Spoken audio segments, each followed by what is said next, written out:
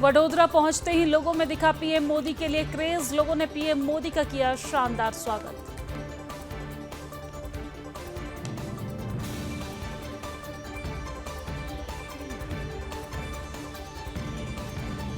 PM Modi और Spain के PM Sanchez ने टाटा एडवांस सिस्टम लिमिटेड परिसर में C-295 विमान के निर्माण के लिए टाटा एयरक्राफ्ट कॉम्प्लेक्स का उद्घाटन किया।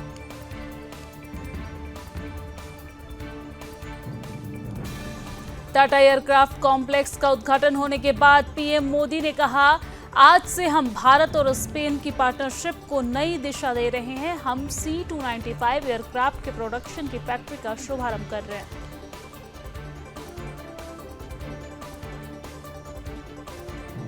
पीएम बोले, ये फैक्ट्री भारत स्पेन संबंधों को मजबूती देने के साथ ही make in India make for the world इन मिशन को भी सशक्त करने वाली है।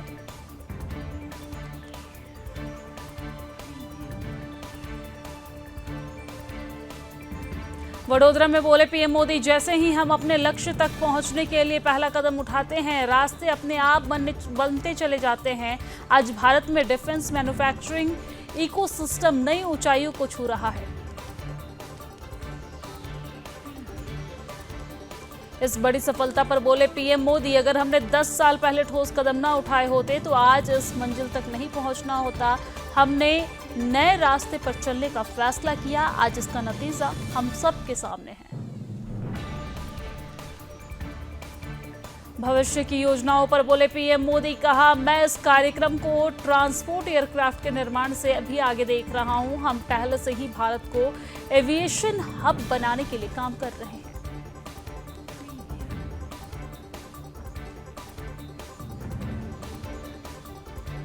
पीएम मोदी ने कहा, ये इकोसिस्टम भविष्य में make in India civil aircraft का रास्ता प्रशस्त करेगा। अलग अलग भारतीय एयरलाइंस ने 1200 नए एयरक्राफ्ट खरीदने का ऑर्डर दिया है।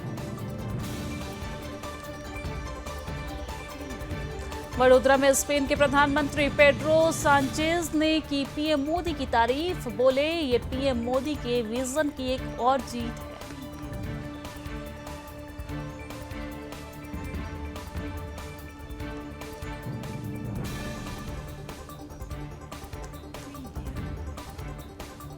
स्पेन के पीएम बोले, पीएम मोदी का विजन भारत को एक और औद्योगिक शक्ति और निवेश और व्यापार के लिए एक आकर्षण बनाना है।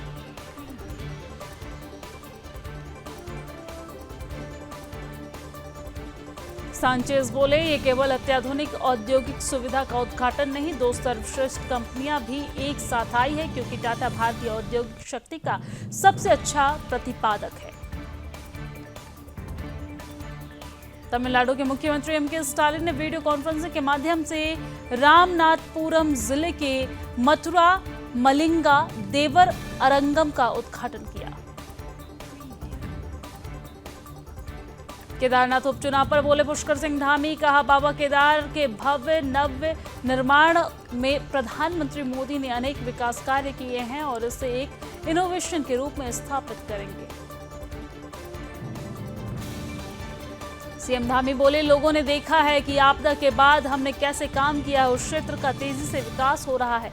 हमें पूरा भरोसा है कि वहां के प्रत्याशी आशा नौटियाल इस काम को आगे बढ़ाएंगे।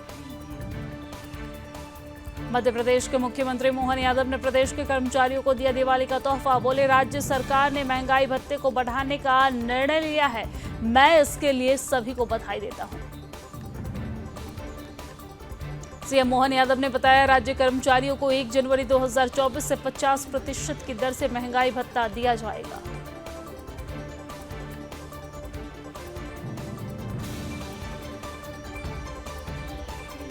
महाराष्ट्र के डिप्टी सीएम अजित पवार ने किया चुनाव प्रचार। बोले, सभी को चुनाव लड़ने का अधिकार। मैं अपने प्रतिद्वंदियों को मजबूत उम्मीदवार के तौर पर लेता हूं और उसी हिसाब से प्रचार करता हूं। झारखंड विधानसभा चुनाव के लिए बीजेपी की दूसरी लिस्ट जारी। 2 प्रत्याशियों के नाम की घोषणा। बरहेट से हेमंत सोरेन के खिलाफ गमलिएल हेम्ब्रम को मैदान में उतारा। उत्तराखंड में आगामी उपचुनाव के लिए बीजेपी ने उम्मीदवारों की घोषणा की। केदारनाथ विधानसभा क्षेत्र से आशा नौटियाल को पार्टी उम्मीदवार घोषित किया गया। भाग्यनगर में 1 महीने तक लागू रहेगी धारा 163। पार्टी द्वारा किए जा रहे धरने और विरोध प्रदर्शन को लेकर पुलिस आयुक्त ने लगाई धारा 163। दिल्ली में बढ़ा प्रदूषण का स्तर। कालिंदी कुंज के आसपास यमुना नदी में जहरीली झाग की मोटी परत तैरती हुई दिखाई दी।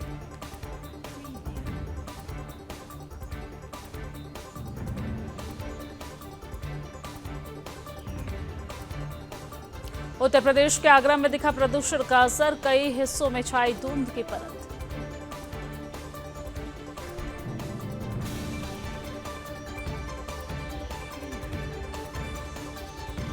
धूल प्रदूषण से निपटने में जुटी दिल्ली सरकार। पीडब्ल्यूडी वाहनों से राष्ट्रीय राजधानी के कई हिस्सों में कराया जा रहा जल छिड़काव।